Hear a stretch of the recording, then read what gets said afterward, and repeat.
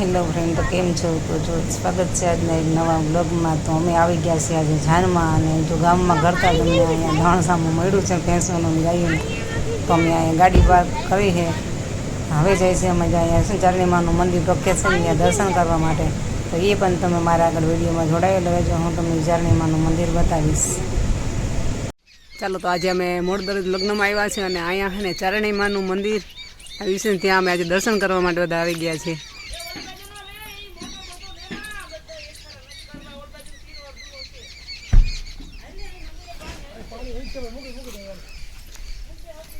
અને આ છે ને મોડીદર ખેતરમાં છે ચારણીમાનું મંદિર, અને બહુ મસ્ત એવું મંદિર છે.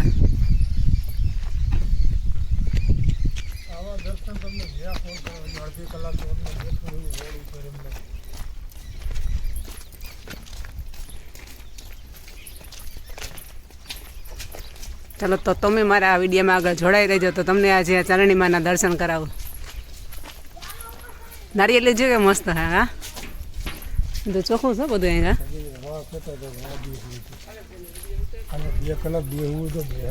નારિયેળી છે જો અહીંયા, ફૂલઝાડ છે. તો પણ પેલા જ અહીંયા આવી ગયા હોત તો આપણે,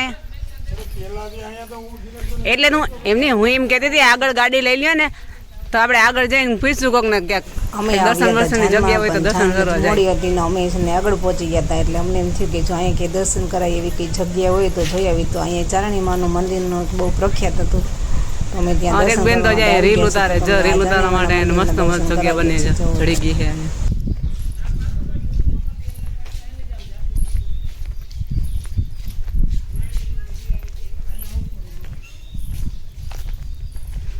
તમે પણ આ એક જગ્યાની અવશ્ય મુલાકાત કરજો. મસ્ત એવું મંદિર છે ચારણીમાનું.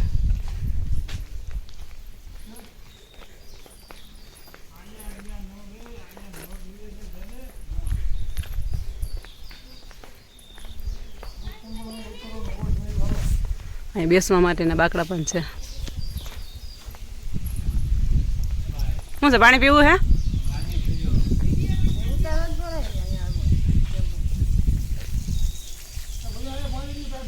આ ચારણીમાનું મંદિર.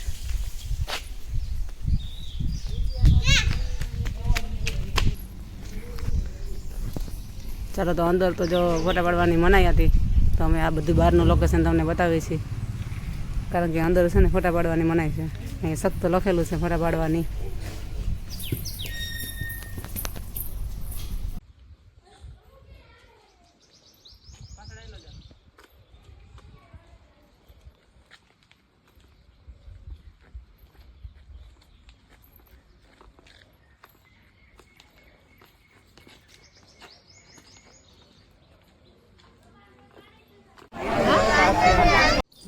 છે ને અત્યારના સવારમાં છે ને જય ગિરનારમાં જો આ રીતના બંદરો છે ને કાતરા ખાય છે, તમે જોઈ શકો છો.